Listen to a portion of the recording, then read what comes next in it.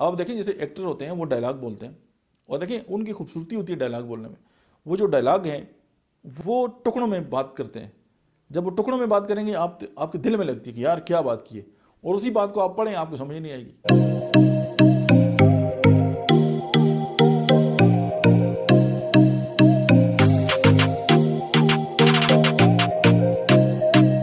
السلام علیکم, میرا نام ڈاکٹر احمد اجاز ہے اور اس وقت ہم right institute of mind sciences and سمیلیا کلینک ایبٹ آباد سے آپ سے مخاطب ہیں. آج ہم بات کریں گے کہ جو پبلک سپیکنگ ہے اور ہم جو گفتگو کرتے ہیں اس کے اندر ہم کون کون سی جو ہیں وہ غلطیاں کرتے ہیں, اور اگر ہم اس پہ قابو پا لیں تو ہم بہت اچھی گفتگو کر سکیں گے. دیکھیں کمیونیکیشن جو ہے اس کے بہت سارے آداب ہیں, بہت سارے طریقے ہیں. اب دیکھیں وقول للناس حسنا, ریڈیو پاکستان جہاں بھی ہوگا اس کے بورڈ پہ لکھا ہوتا ہے کہ آپ لوگوں سے اچھے طریقے سے بات کریں. وقول قولا سدیدا, آپ لوگوں سے سیدھی بات کریں. ورتل القرآن ترتیلا, جیسے کہا نا کہ قرآن حکیم کو بھی آپ ٹھہر ٹھہر کے پڑھیں. تو آپ جب کسی کی گفتگو کرتے ہیں تو آپ ڈائلاگس کی صورت میں جب کریں گے تو آپ کی بات بھی پہنچے گی. اور پھر سیرت نبی صلی اللہ علیہ وسلم میں بھی ہمیں بہت سارے فضائل بیان کیے گئے, وہ ساری دنیا جانتی ہے.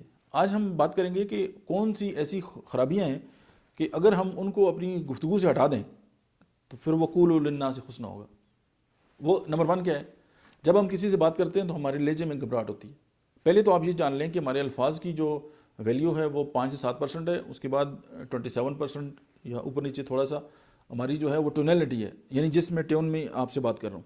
اور اس کے علاوہ جو ساری باتیں ہیں وہ ہماری باڈی لینگویج ہے. فار ایگزامپل میں اگر آپ کو یہ کہتا ہوں کہ آپ کو خوش رہنا چاہیے, آپ نے کہا کہ اس کے لہجے میں خوشی نہیں ہے, تو میں آپ کو کہتا ہوں جی آپ کو خوش رہنا چاہیے, آپ کے اس کی باڈی لینگویج میں خوشی نہیں ہے. جب میں آپ کو کہتا ہوں جی کہ آپ کو خوش رہنا چاہیے تو ڈیفینیٹلی آپ دیکھیں گے کہ میرا جو پیغام ہے وہ آپ تک بہترین طریقے سے پہنچا ہے. اب ظاہر ہے یہ کمیونیکیشن ہے. اب جو کمیونیکیشن ہے یا جو میسج ہے وہ الفاظ میں نہیں ہوتا, وہ دینے والے کے ذہن میں ہوتا ہے. اب ہم جب بزنس کمیونیکیشن پڑھ رہے تھے تو ظاہر ہم نے اس میں بھی یہی بات سیکھی ہے. اب پھر آپ یہ دیکھیں جب آپ کے لہجے میں گھبراہٹ ہے تو آپ کے جو الفاظ ہیں نا وہ رزلٹ پروڈیوس نہیں کرتے جو آپ متوقع کسی سے لینا چاہتے ہیں. نمبر 1 گھبراہٹ, اپنے الفاظ سے گھبراہٹ کو ختم کریں, اپنی گفتگو سے گھبراہٹ کو ختم کریں. نمبر 2, کچھ لوگ ہیں تکیہ کلام بولتے ہیں. اب جو تکیہ کلام ہے نا یہ بیسیکلی بیساکھی ہے کہ آپ گفتگو کر رہے ہیں, آپ کو الفاظ نہیں مل رہے, آپ نے وہی ایک ٹوٹا سا لگا دیا. پھر آپ اگر مخصوص لفظ بار بار بولتے ہیں سننے والا بھی تنگ ہوتا ہے اور آپ کی پرسنالٹی پہ بھی جو اچھا اثرات جو ہیں وہ مرتب نہیں ہوتے.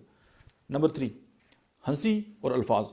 فار ایگزامپل آپ مطلب بات کرتے کرتے ہنسنا شروع کر دیتے ہیں, یا آپ جب الفاظ بولتے ہیں تو ہنسی ہوتی ہے. اس کا افیکٹ کیا ہوتا ہے؟ سوچنے والا پریشان ہوتا ہے کہ یار اس کی ہنسی پہ غور کروں یا اس کے الفاظ پہ غور کروں. تو وہ دونوں چیزیں آپس میں جب بے ربط ہوتی ہیں یا آپس میں آپ یہ سمجھیں کہ کلچ ہوتی ہیں تو ڈیفینیٹلی جو ہے آپ کی جو پرسنالٹی ہے وہ ٹھیک نہیں ہوتی اور آپ کی گفتگو بھی جو ہے وہ پازیٹیو نہیں ہوتی. کچھ لوگ باتیں کرتے اور تعلیم جانا شروع کر دیتے ہیں, کچھ آوازیں نکالنا شروع کر دیتے ہیں, نیگیٹو پوائنٹ.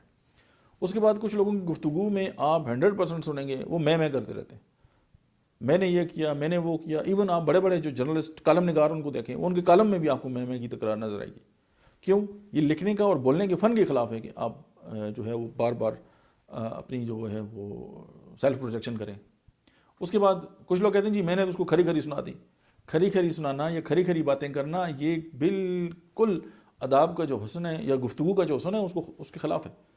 آپ جو بات کرتے ہیں اس کو بڑے طریقے سے کریں تاکہ اگلے تک بڑے اچھے طریقے سے پہنچ جائے. اگر آپ اس طرح کھری کھری سناتے ہیں اور آپ کہتے ہیں کہ آپ بڑے بہادر ہیں, آپ بہادر نہیں ہیں, بدتمیز ہیں.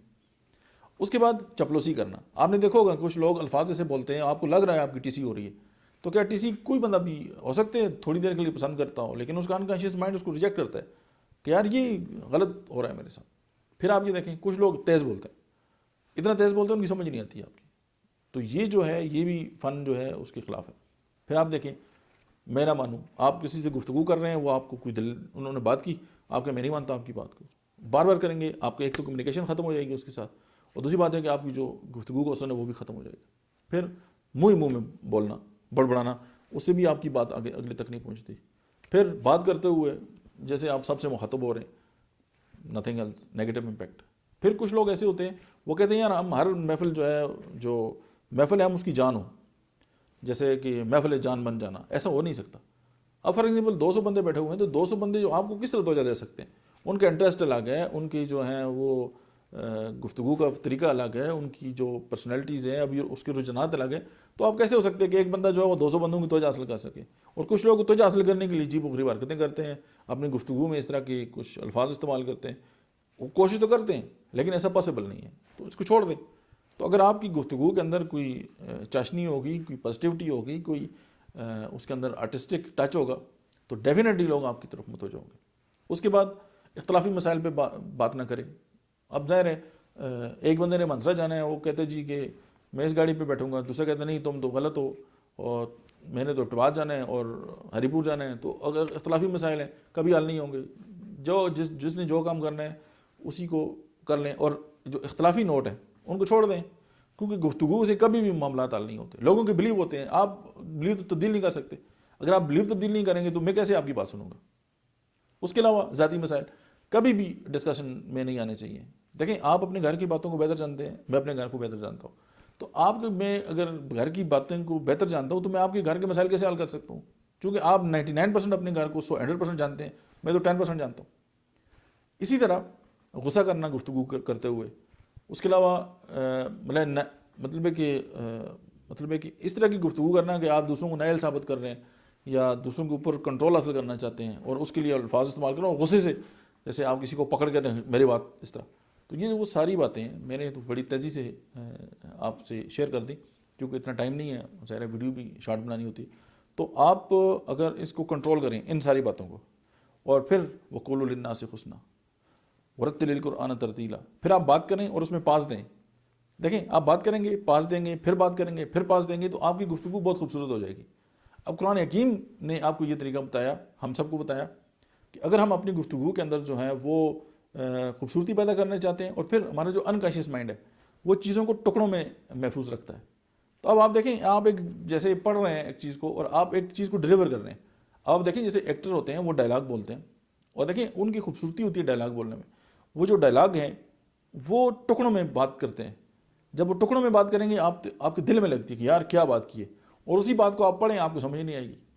وائے قرآن جو ہے، قرآن حکیم جو ہے وہ گائیڈ لائن ہے، اور وہ ہمیں بتا رہا ہے، ہمیں دعوت دے رہا ہے کہ آپ اس کو ٹکڑوں میں پڑھیں گے، آپ اس کو آہستہ آہستہ پڑھیں گے، آپ ٹھہر ٹھہر کے پڑھیں گے تو یہ بات پہنچے گی۔ اور میں یہ کہتا ہوں کہ اگر ہم سیدھی بات کریں، سادہ بات کریں، خوبصورت بات کریں اور ڈائلاگ کی صورت میں بات کریں، اس سے اچھی گفتگو ہو ہی نہیں سکتی۔ Thank you very much.